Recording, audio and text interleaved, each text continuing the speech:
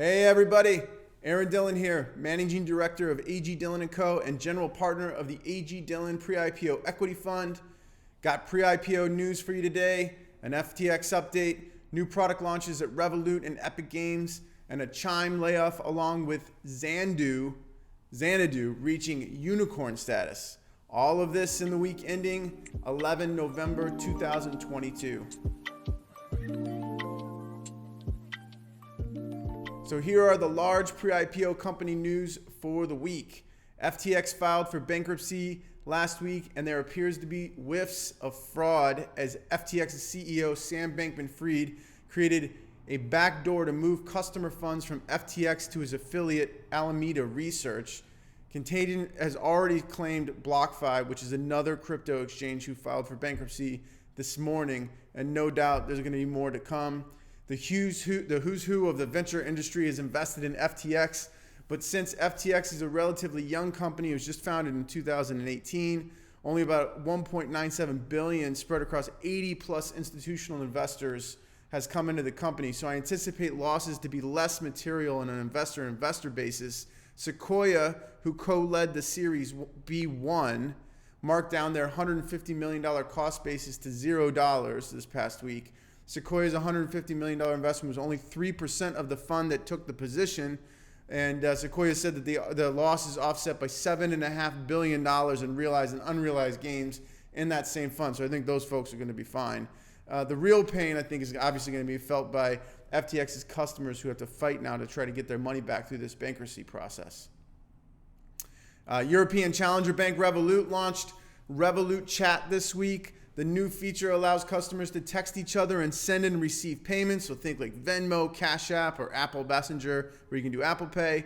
Revolut CEO Nick Storenrosky said that the company aims to be a global financial super app. And Revolut also announced this week that it's been operating profitably over the last year, which is a major milestone for these fintech challenger banks. The company has about 20 million customers across Europe and the United States, and Revolut last raised $836 million in July of 21, so over a year ago, at a $33 billion valuation. So that's naturally come down with the broader market pullback, right? The creator of Fortnite video games, which I'm sure everyone's children's play, Epic Games, that company is called Epic Games, has released version 5.1 of their Unreal Engine product. So this Unreal Engine product, game developers use it to get access to Unreal Engine. It's free, right? And Epic Games shares in 12% of the future revenue. So it's almost like an Apple App Store if you want to think about it that way.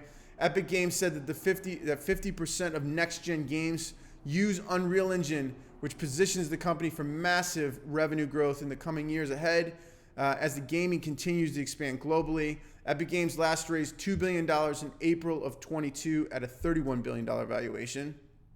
And layoffs have hit U.S. fintech challenger bank Chime this past week, where they cut 12% of staff. There's about 160 people.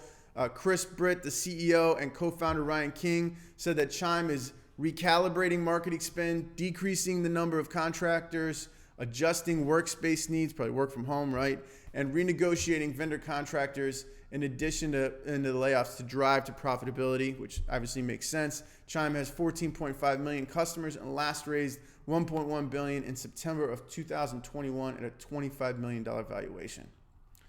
All right, so I got a few big pre-IPO capital raises this week.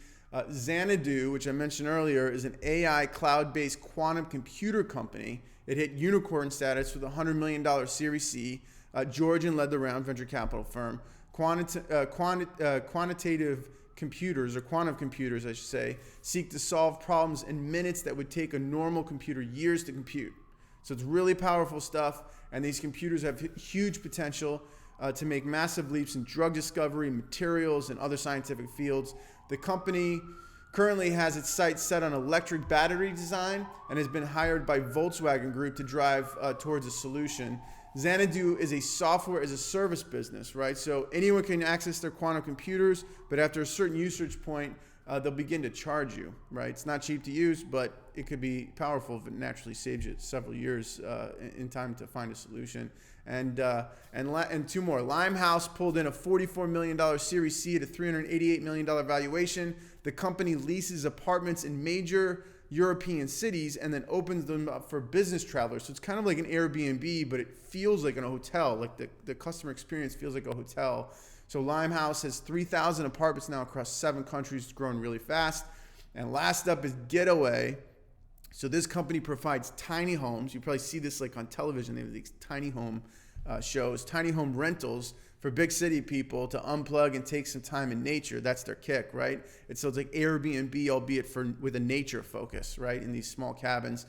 Getaway is 1,000 cabins across 28 locations. They'll hit you up for $758 for a 2-night stay in early December at their Western Catskills, New York outpost.